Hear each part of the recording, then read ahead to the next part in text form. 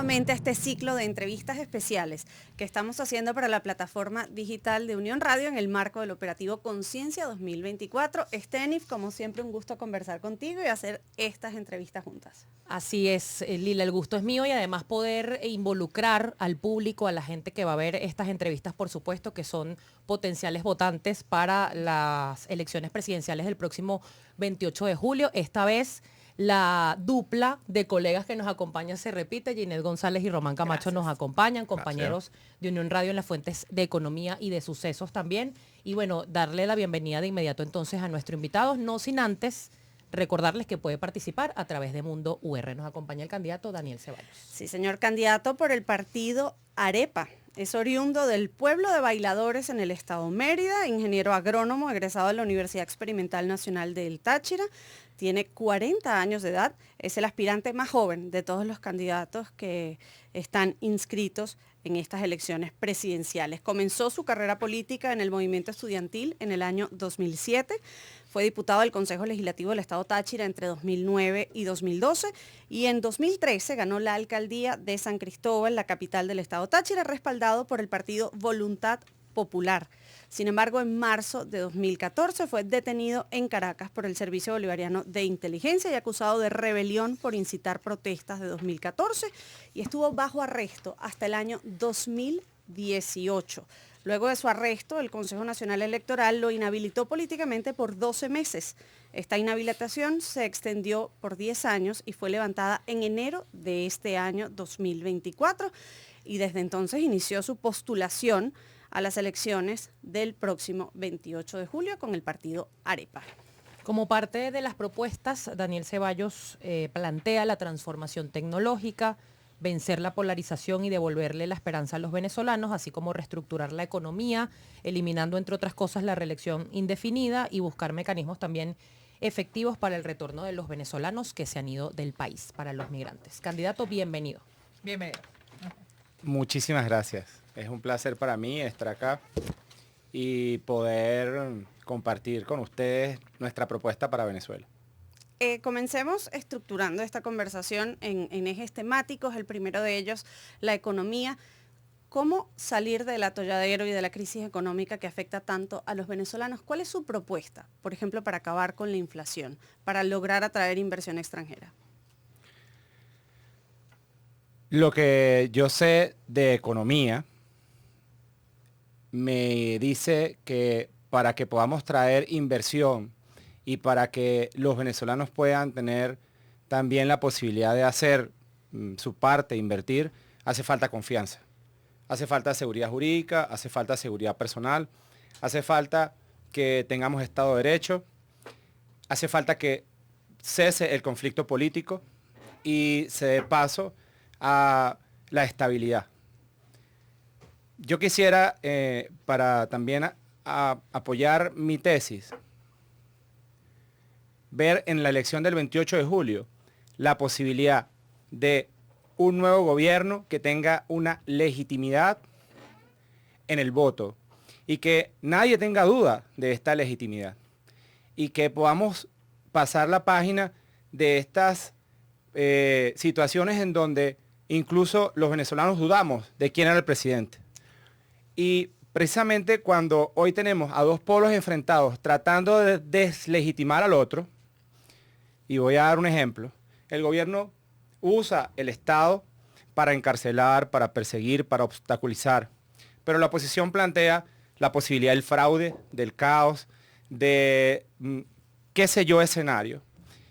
Y ambos en esta campaña plantean de nuevo deslegitimar la posibilidad de una presidencia o de un ejecutivo basado en el voto de la gente. Entonces, miren qué importante es para desarrollar nuestra economía y para la nueva Venezuela que esta elección logre que el presidente de la República del próximo periodo de 2024 a 2030 tenga legitimidad.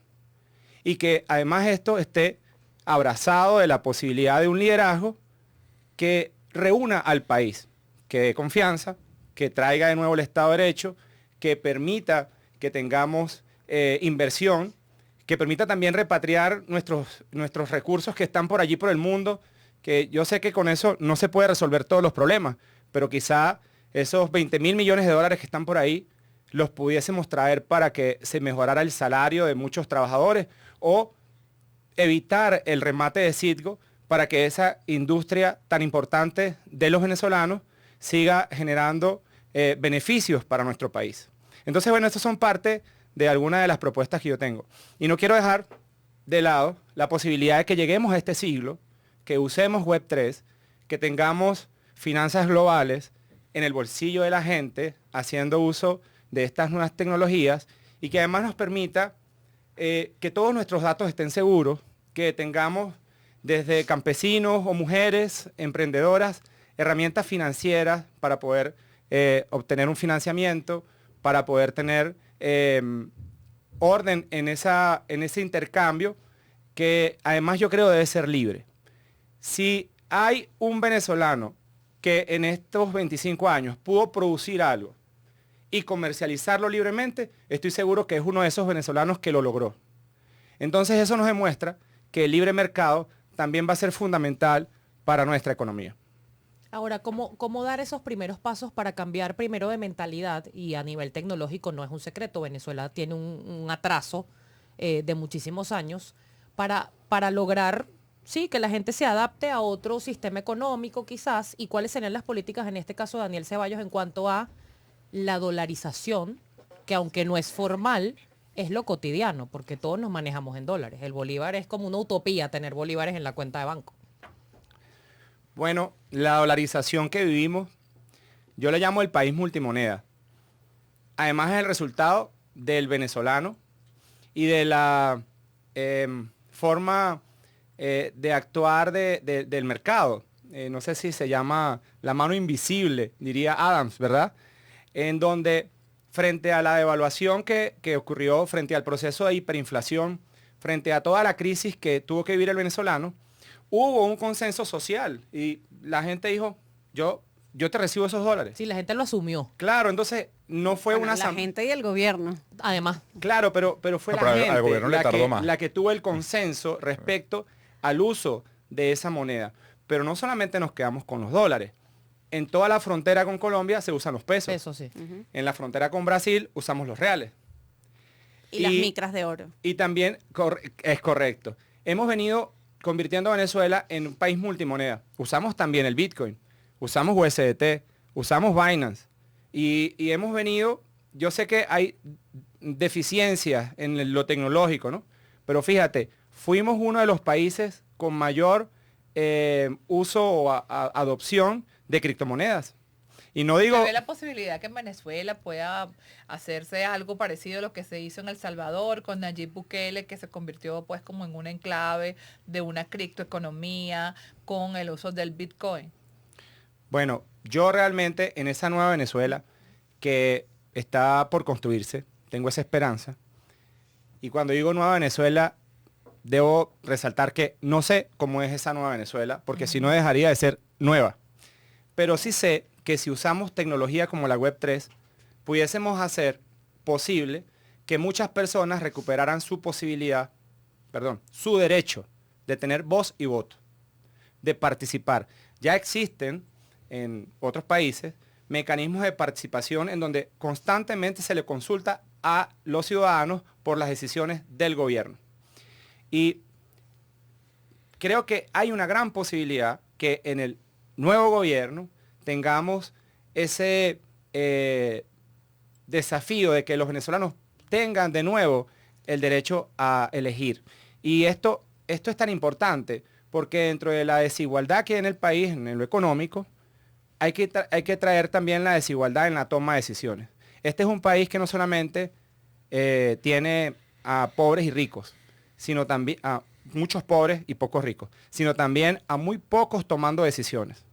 Entonces, sin embargo, ese era uno de los lemas o banderas de campaña de Chávez, hablar de democracia representativa, participativa, protagónica. Yo voy a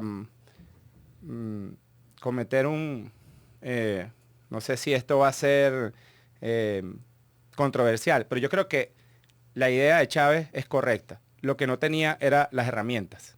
Entonces nunca diseñó. ¿En qué sentido? Pero Nunca diseñó, no se tenía para esa propuesta la tecnología que tenemos hoy.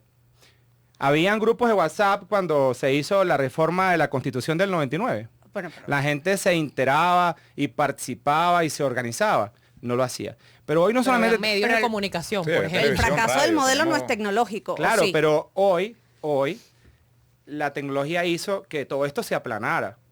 Ahora, el Estado venezolano sigue siendo un Estado centralista, representativo, altamente representativo. Es más, no es ni siquiera representativo, es un Estado de caudillos y jefes. Uno vota por un alcalde y no lo vuelves a ver, porque además no tienes mecanismos para participar de sus decisiones.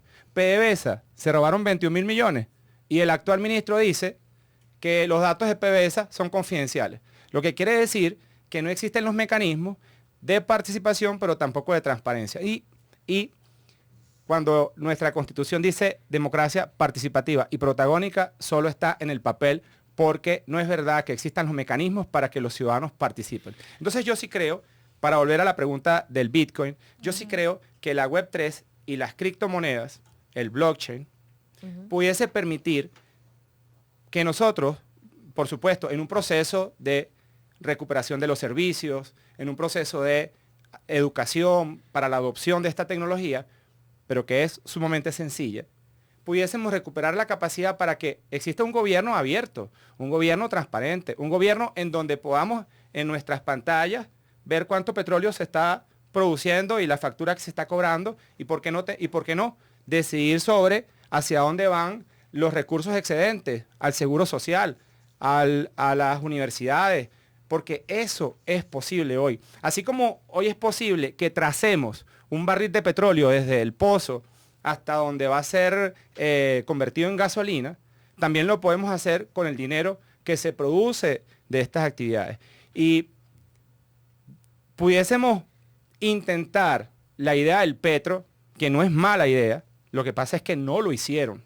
El petro fue una estafa a los venezolanos. Si el petro hubiese sido realmente una criptomoneda y hubiese tenido detrás la cadena de bloques, el blockchain, Maduro no hubiese podido decir se acabó el petro, porque nadie puede decir se acabó el Bitcoin, porque la tecnología que está detrás de estas criptomonedas no se puede destruir porque un gobernante decida terminar con la criptomoneda. Usted ha hablado de la transparencia y la Contraloría y de las herramientas que ahora habría para eso. La opacidad caracteriza a este gobierno. También nosotros hemos consultado la opinión o preguntas de algunos economistas y Ronald Balsa tiene una pregunta para usted al respecto. Escuchemos lo que tiene que decir el decano. Adelante. Quisiera preguntar si candidatos presidenciales consideran indispensable la publicación del presupuesto nacional, de las cifras del Banco Central de Venezuela y del INE, poder desarrollar cualquier iniciativa sobre la PDVSA o de la seguridad social en Venezuela y discutirla en términos democráticos. Bueno, la pregunta es maravillosa, porque precisamente de eso es lo que estamos hablando, de devolverle a la gente la capacidad no solamente de ver lo que está ocurriendo en la administración pública, sino de decidir, de tomar decisiones, de tener voz y voto, de registrarlo. Y esto me lleva, la respuesta es sí, sí. Hay que hacer público, no solamente el presupuesto de la nación, sino de cada región, de cada municipio, de cada instituto autónomo, de cada parte del Estado. Y esto me trae a Citgo. Está paralizada la subasta, el remate de Citgo. Está paralizado. Hay una oportunidad para que después del 28, gane, quien esté a cargo del país, rescate de esta manera, de manera transparente a Citgo. Nosotros pudiésemos tomar esa empresa y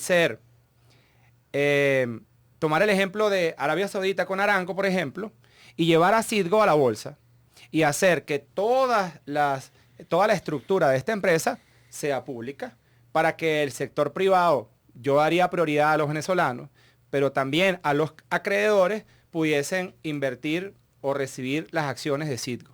Y estoy seguro que esta empresa que hoy están tratando de rematar por 8 o 9 mil millones de dólares pudiese llegar a a valorizarse con una decisión como esta en 50 o en 60 mil millones de dólares. ¿Por qué? ¿Y cree que esa propuesta la puede aceptar Nicolás Maduro tomando en cuenta que si gana la oposición el 28 igual va a ser presidente en ejercicio? Yo creo que es una propuesta que debería ser discutida con los venezolanos. Porque aquí volvemos a un tema... ¿Pero qué? ¿Un referendo? Mira, claro que sí.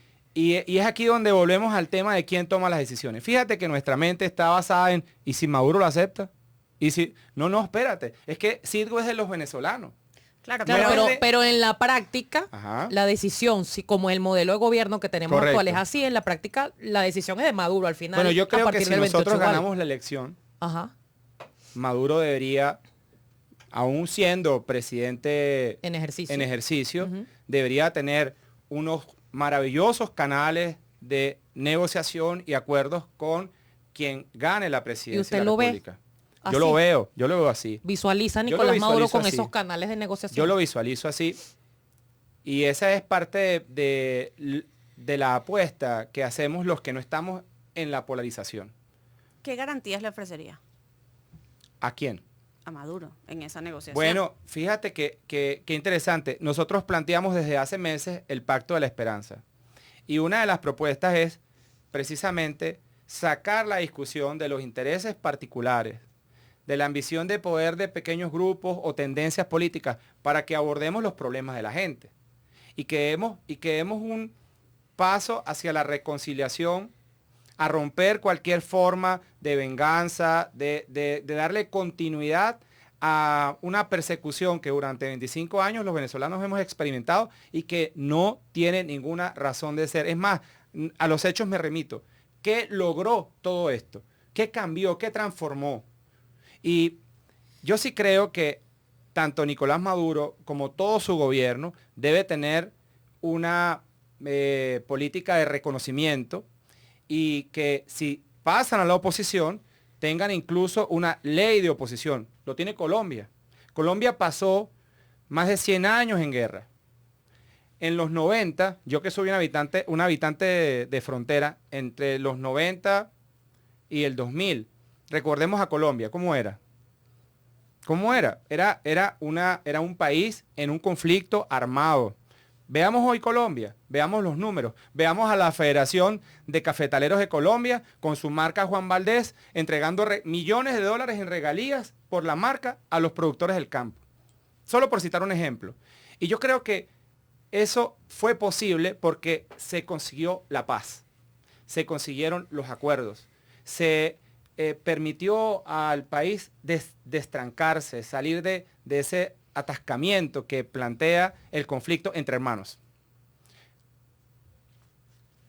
También estaba pensando en las posibilidades que ustedes quizás han visto de cara a Venezuela con el mundo, ¿no? Tenemos una deuda pública que algunos analistas dicen que es imposible de reestructurar si no hay un cambio político.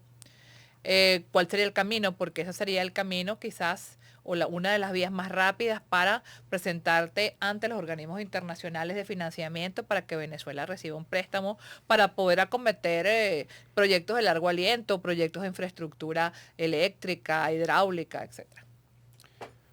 Lo primero que viene a mi mente es todos los recursos inmensos que tenemos en el país que nos permitirían obtener cualquier crédito en el mundo. Son los venezolanos, tienen 300.000 millones de barriles bajo sus pies. Y por allí donde está el Golfo de Paria, tienen la mayor reserva de gas del mundo. Pero tienen además el mayor caudal de agua para que tengamos energía como la del hidrógeno. Cualquiera nos presta. Pero el punto es, ¿acaso no ha sido la historia venezolana la historia de las vacas gordas y las vacas flacas y de las deudas y el endeudamiento y la reestructuración de la deuda? Yo creo que, por ejemplo, una nueva Venezuela debería considerar que mecanismos como el Bitcoin, en donde el Estado venezolano o en el Estado no tiene el control de imprimir los billetes que requiere para endeudarse o para aumentar el gasto público, sino que estemos basados en mecanismos ciudadanos de participación. No pedimos crédito. Y que empecemos a vivir y que empecemos a vivir honestamente de lo que producimos, que además puede ser mucho, que además puede ser suficiente para todos los venezolanos. Yo imagino, miren, ¿qué pasaría con los bolívares si pasamos a la criptomoneda? Como hablamos como hablamos de El Salvador, el presidente Bukele dice, los recursos alcanzan mientras no se los roben. 21 mil millones de Tarek, lo último. 23.000. 23.000, gracias. Vamos a dividirlo. Pero es que ni siquiera sabemos dónde están. Bueno, no sabemos nada. No sabemos nada. Alguien nos dijo era 23.000 y repetimos como unos loros. Exacto. Pero vamos a suponer que es 23.000. Ajá. Del último guiso este. Si lo partiéramos en partes iguales entre los venezolanos, a cada uno nos toca. Va a salir como mi negra. Pero vente. Tarjeta mi negra, Dios mío. Sí, pero tú dices, claro, pero tú dices que esto es populismo. Pero ven acá, alguien se robó ese dinero. Ni lo viste tú, ni lo vi yo. Y era de nosotros. Yo lo hubiese preferido, y yo sé que todos los venezolanos hubiesen preferido 500, 600 dólares en su bolsillo. Solo por haber nacido en Venezuela, pero tómalo. Y voy a decir algo que suena contradictorio. Pero el hombre más rico del mundo, hace unos meses, declaró, hablando de inteligencia artificial, que si la inteligencia artificial resuelve todo el sistema productivo y facilita la vida de los seres humanos, habrá que pensar en un salario universal. Imagínate, el hombre que gana 50 mil millones de dólares al año de sueldo, el sueldo más grande del planeta, te está diciendo que te va a becar, que te va a dar una beca por ser humano. No te la va a dar por tener un PhD, ni por salir de Harvard, ni por salir de la central. Te lo va a dar porque naciste en el planeta, porque no eres marciano. Entonces claro, pero eso no es un subsidio, claro, y aumentaría el gasto público en Venezuela. Bueno, todo depende de la perspectiva en que veamos esto. Yo lo veo desde el país en donde todos tenemos una comprensión, o donde todos hacemos conciencia, creo que se llama el programa, ¿verdad? Conciencia, sí. Si todos hacemos conciencia del desafío que tenemos frente a nosotros, común, es un problema común, vale la pena que liberemos nuestra mente de todos los patrones que además no han funcionado para resolver nuestra economía. Yo sí quisiera que pudiésemos lograr rescatar la toma de decisiones, la voz y el voto de cada venezolano, para que se dé una gran discusión. Y entonces, yo no soy el experto en economía. Me encantaría escuchar a los mejores planteando soluciones creativas, pero no sobre la base de la ideología de izquierda o de derecha, o de los austriacos o los de Boston, no. ¿Cómo creativamente y sin miedo una mente libre puede crear una nueva Venezuela? Teniendo todo lo que tenemos, todo el potencial que tenemos. Yo sueño con eso. Entonces, yo sí creo que a la cabeza de la presidencia debería haber una mente que esté libre de patrón alguno y que sea capaz de entenderse con todos los venezolanos y buscar esa reconstrucción entre todos. Claro, pero ahorita el venezolano no está pensando en una mente libre, sino está pensando en cómo llegar a fin de mes. Cómo llegar a fin de mes. ¿Qué plan hay a un corto plazo si llega a la presidencia para que el venezolano tenga más dinero en su bolsillo o que la inflación disminuya? No podemos resolver lo inmediato sin pensar en PDVSA, sin duda. Sabemos todos que no es la energía más limpia, que el mundo está buscando la descarbonización, pero nosotros lo que tenemos es petróleo y gas. Y tenemos que ir a recuperar nuestros mercados y poner allí nuestro petróleo, nuestro gas, tratar de que esta empresa sea totalmente honesta y transparente y que los recursos que se produzcan vayan a la gente. Yo calculo, mira, un día de petróleo a 1 millón de barriles, a $80, son 80 millones diarios. Bueno, ¿cómo hacemos entre los venezolanos para que esos 80 millones realmente lleguen al salario de los empleados públicos, jubilados y pensionados? ¿Cómo hacemos para que eso ayude a descentralizar al país? Que a cada estado del país le llegue parte de estos recursos. Porque además debo decir que este país no ejerce su soberanía más allá del centro del país. Es una vergüenza tener un estado que cuando llegas a La Guajira no está presente. O cuando llegas a la frontera no está presente. Y yo no quiero con esto castigar a los que viven en Caracas, que tienen autopistas, iluminación en sus calles, escuelas y hospitales. No, pero tienen que saber que en las regiones el centralismo destruyó la posibilidad de que la gente prosperara. Y no es lo mismo un niño que estudia en La Guajira a un niño que está estudiando en Baruta. Entonces, la política no solamente es recuperar la industria petrolera, es que los recursos de este país se distribuyan en las regiones, que gobernadores, alcaldes tengan presupuestos, que la gente en las comunidades pueda percibir que vive en un país que en su constitución dice federal, dice descentralizada. Porque lo que uno puede percibir hoy, y no lo digo porque lo esté haciendo en la campaña, recorriendo, no, es que ha sido desde hace muchos años que esta política del centralismo, me refiero, ha venido concentrando los recursos del gran Estado venezolano en unas pequeñas ciudades en el centro del país. Si yo fuese un elector, si yo pudiese delimitar el mal gobierno de Nicolás Maduro, yo creo que Maduro no merece sacar un voto después de Carabobo hacia el occidente. Y tampoco después de Anzoátegui hacia el oriente. Porque después que pasas a esos sitios, no hay país. No queda país. No queda Estado. Y ante eso, esta idea debe ser poder, y yo como vuelvo a los Andes, a la frontera, imaginen regresar a la Comunidad Andina de Naciones, que tiene 300 millones de seres humanos, que está esperando que nosotros abramos esa frontera para comercializar con ellos. Imaginen a los colombianos que producen carbón, que están anhelando sacar su carbón por el lago de Maracaibo, por dar ejemplos. Pero allá tiene que estar la sede de la Cancillería, allá, para que podamos tener realmente presencia del Estado venezolano. O en nuestra Guajira, que la saco a relucir, porque son espacios abandonados, que tienen un potencial enorme, que además es donde habitan nuestros ancestros y están en el completo abandono. Ahora, candidato, usted me llama la atención que hace referencia a los dos polos, refiriéndose a la oposición y al oficialismo, pero también habla de Bukele, y es curioso que parte del equipo que acompaña a Bukele en su gestión viene de su partido, del partido en el que usted militaba inicialmente, que es Voluntad Popular.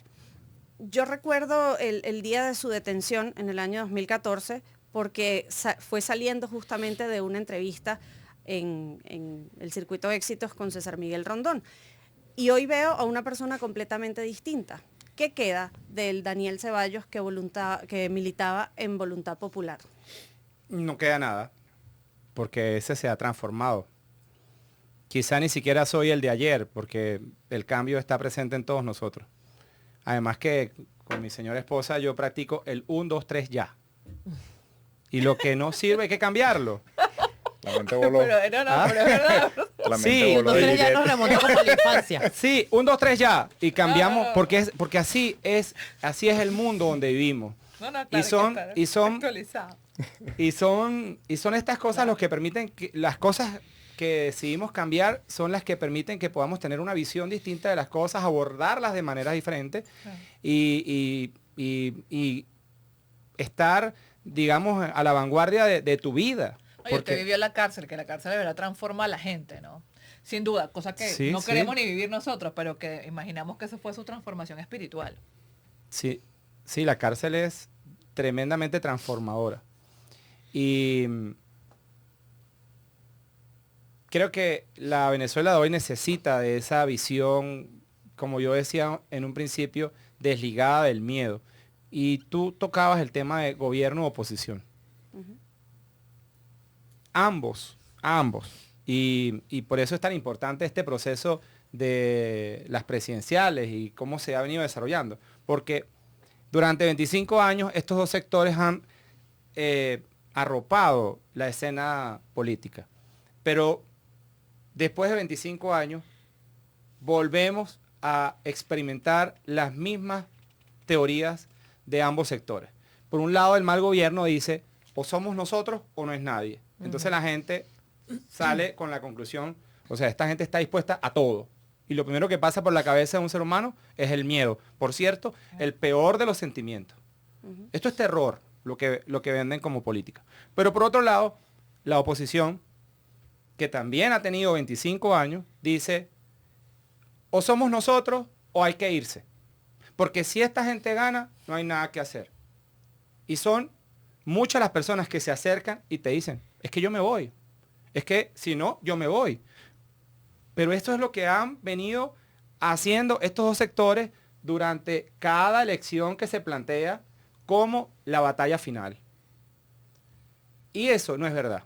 El 29 de la mañana vamos a estar todos nosotros en este país. Aquí va a estar Caracas, aquí va a estar la frontera, aquí los va a países estar no se acaban. aquí va a estar Eso es el una país. realidad. Eso no se va a acabar. No, y la verdad que Pero ahora, Venezuela candidato, necesita de todos. ¿qué respuesta le da por ese Obviamente. mismo radicalismo que se ha vuelto a alimentar para esta contienda electoral particularmente, de quienes piensan que la tercera vía, o existe la duda de que la tercera vía está financiada por el gobierno para perjudicar a la oposición, y los agrupan en los mal llamados alacranes, por ejemplo? ¿Qué respuesta le da a Oposición la gente que... democrática, como fue la reunión de estos días. Exacto. ¿Qué Bueno, respuesta hay darle que- a esa hay que- gente que tiene esa duda sembrada Claro, allí? pero ¿quién siembra la duda? ¿Quién siembra la duda? Precisamente los dos sectores quienes interesadamente no esperan que surja nada distinto a ellos. Nada. Ellos están apostando a esa polarización porque esa polarización les da resultados. Y fíjense, por ejemplo, que es al gobierno a quien le resulta mejor la polarización. Yo veo, por ejemplo, al Estado, a los cuerpos policiales o a instituciones del Estado, impidiendo las actividades que hace el candidato Edmundo González con María Enrique. Corina. Y yo analizo, ¿pero por qué hace eso? ¿Qué gana? Y de una vez viene a mi cabeza, gana precisamente seguir abriendo una brecha entre quienes están con ellos y quienes están en contra de ellos. Están de nuevo auspiciando máxima confrontación y polarización. Y entonces luego ves, ¿a dónde hace el evento María Corina? Ah, bueno, la hace en el este. ¿Pero dónde lo hace el gobierno? En el oeste. Vuelven a partir la sociedad entre pobres y ricos. Y así sigue la campaña. Entonces, estas voces disidentes que seguramente, yo soy muy realista, yo seguramente tengo poco chance de ganar. ¿Y por qué siguen la contienda? Porque esta voz tiene que escucharse. Porque la democracia es alternabilidad. Porque a mí no me van a imponer que yo tengo que salir de aquí a apoyar a un candidato porque si no seré tildado de alacrán. No me interesa. No me interesa. Es más, los invito a mis redes sociales. Allá me pueden decir alacrán todo lo que quieran. Bienvenidos. Porque yo sé que es parte de lo que esta sociedad tiene que sanar y superar. Porque yo sé que es parte del desafío que tenemos. Y me encanta estar aquí metido en este desafío. Me fascina. ¿Por qué? Porque sé que esta es la vía correcta en la que el país podrá, como decía anteriormente, liberarse del miedo que durante 25 años se le ha impuesto. Y el 29 de la mañana yo tengo una teoría. Gane quien gane, que no pierda la gente. ¿Ganó Maduro? Habrá que hablar y acordar con Maduro un nuevo gobierno. ¿Ganó Edmundo? Habrá que hablar y acordar con Edmundo un nuevo gobierno. ¿Ganó Daniel Ceballos? ¿Se le salió la rueda de la carreta? Bueno, tendrán... O al tractor. Bueno, puede ser que se le... Lo que pasa es que al tractor es más difícil que se le salga la rueda. Ahora, Depende, una de las porque cosas, es un y siendo tractor usted... de Venezuela, Bueno, si es un tractor de los venezolanos Y va a puede seguir ser. alimentando, Un Belirán. y va a seguir alimentando su liderazgo, pierda o gane, o sea, construyendo ese liderazgo que ha recorrido en esta contienda en particular. Va a Sin- continuar con esa sin carrera duda, política. Sin duda. ¿Formaría parte de un gobierno de coalición de Maduro o Edmundo González? Formaría parte de un nuevo gobierno de Edmundo, Maduro, Carri, Luis, Benjamín. cualquiera. Ahora, Porque Román, de eso una- se trata. Me atrevo a decir que Venezuela recibiría una bendición y los venezolanos el favor si pudiésemos acordar que gane quien gane, la agenda es la gente. Gane quien gane, la agenda es resolver el problema económico. Gane quien gane, la agenda es resolver los problemas que tenemos en servicios públicos. Gane quien gane es recuperar la Universidad de Oriente. Gane quien gane es atender a la gente y dejar de lado la ambición de poder que tiene 25 años gobernando o el sectarismo por precisamente ideas, patrones particulares, geopolíticas. Imagínense la locura de pensar que este país hay que dirigirlo de una manera u otra dependiendo de la geopolítica, si nos alineamos con Oriente o si nos alineamos con Occidente. Imaginen. Mientras que Oriente, bien gracias, y Occidente, bien gracias. Y voy a dar unos ejemplos. México está en contra de los Estados Unidos. Abiertamente, su gobierno es en contra de los Estados Unidos. Sus políticas, me refiero, ideológicamente hablando. Yo no veo a los mexicanos saliendo por millones de México o sin electricidad, agua o servicios públicos. No los veo. Bueno, tienen tratados de comercio con Estados Unidos. Pero los chinos también están en contra de los Estados Unidos.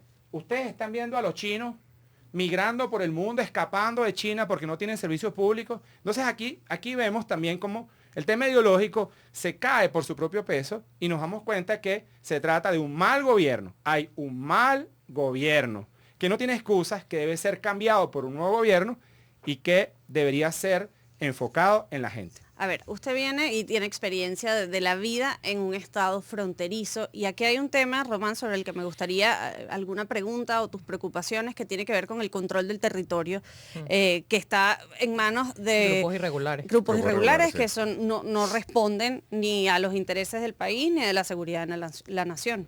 ¿Qué planes tiene en cuanto para atacar lo que es el contrabando, narcotráfico en los estados fronterizos y también un tema con La Guajira? La Guajira actualmente es un territorio sin ley.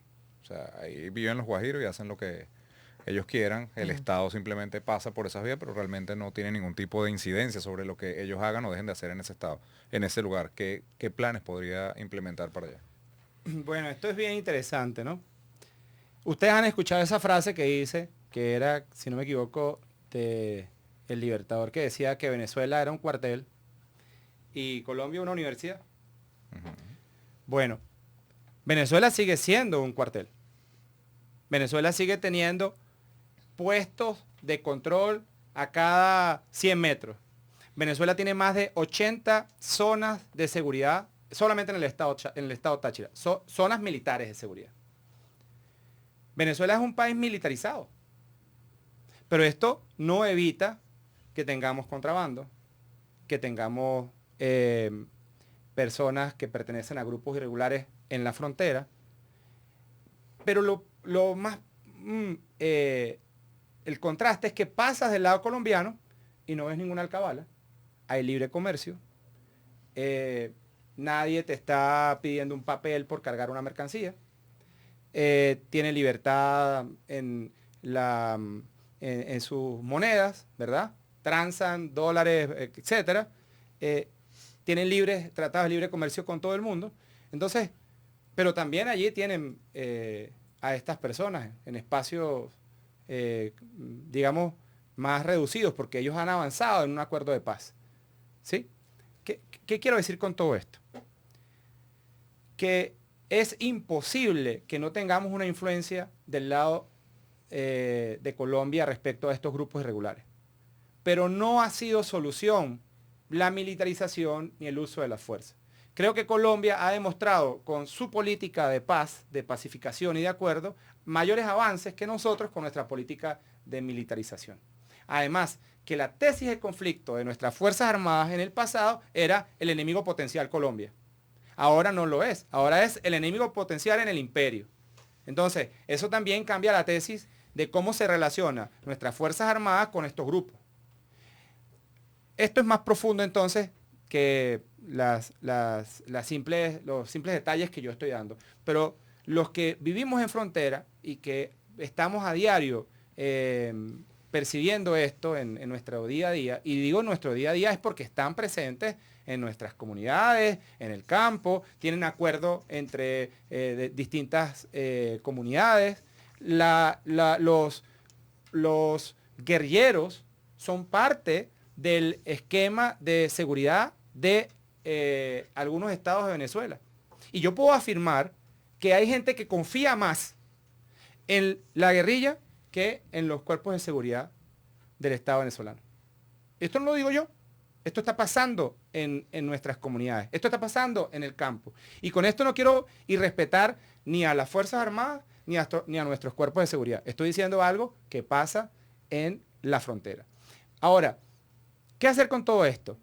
¿Cómo corregirlo? ¿Cómo corregirlo? Bueno, yo creo que hay que corregirlo precisamente generando una presencia de la legalidad. ¿Por qué hay contrabando? Bueno, porque tenemos una gran frontera llena de controles. Si nosotros liberamos esa frontera, sacamos esas aduanas, sacamos esas alcabalas y permitimos toda una política de libre mercado y establecemos una moneda estable para esa región y establecemos una vuelta a la Comunidad Andina de Naciones y poblamos de nuevo esa frontera con muchísima actividad humana, legal, que sea capaz de rendir a los estados beneficios, nosotros lograríamos hacer una gran transformación. Distinto es la política del control, la política de la alcabala, que además puede también convertirse en la política de la matraca.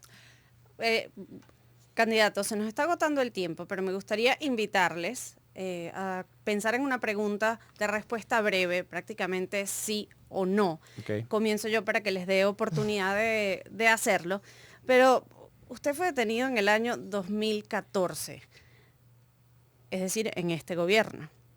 ¿Cómo es su relación con Nicolás Maduro? La relación de reconocimiento y respeto que debe haber entre dos candidatos. Él sin duda es el representante del mal gobierno. Debe Venezuela cambiar el mal gobierno. A usted lo acusaron de incitar las protestas, de rebelión. ¿Eso no fue una injusticia? Mi corazón no lo ve como un verdugo. Mi corazón ha sanado y quisiera que cada venezolano pudiese tener un corazón para perdonar y para reconciliar a Venezuela. Porque las facturas solo darían cabida a esa venganza que no nos va a llevar a ninguna parte. Ginette. Si usted llega a la presidencia, van a pasar primero estos meses mientras que se va a un gobierno y empieza el otro, estaría pensando como una de las primeras acciones en los 100 días, tratar de generar una política para que haya un ajuste en el poder adquisitivo del venezolano a través de un aumento de salario, pero que fuese integral, que no fuese bonificado. ¿Sí o no? Sí, y estoy en total desacuerdo con esa política de bonificaciones y que además no tengan incidencia en los salarios realmente. Así que la respuesta es sí. Gracias. Ahorita, a pesar de, como lo mencionaba hace minutos, de pensar que no pueda ganar estas elecciones, ¿estaría dispuesto a aceptar alguno de los nuevos gobiernos que venga y sentarse con ellos por el bien de Venezuela? Sí, y espero que exista la apertura y el reconocimiento para que, a pesar de que tengamos posiciones encontradas, podamos encontrar en la agenda de la gente el punto de encuentro, en las soluciones. Usted y su campaña se ha caracterizado por ser disruptiva, es una realidad, tiene unas vallas publicadas donde salen ropa interior, haciendo alusión, por ejemplo, a la falta de gasolina, tapándose con un bidón, a la falta de agua con el tobo. No, quizás puede ser interpretado según su visión, primero de quién fue la idea, si la idea fue suya, punto número uno, y si no pudiera ser asociado quizás con la política de Milei, porque incluso coinciden con el tema de la motosierra. ¿Cómo ve Daniel Ceballos esta nueva política, esta forma nueva de hacer política? Bueno, quizás rompe el molde. Bueno, yo me quiero mostrar transparente a los venezolanos y quiero que ellos sepan que me siento identificado con su sufrimiento y sé porque en carne propia he padecido el tobo, el corte eléctrico, el bidón de gasolina que hay que cargar, y solamente quiero identificarme con la gente que hoy sufre y que tenga un compromiso transparente de mi parte de que yo voy a trabajar por resolver estos problemas.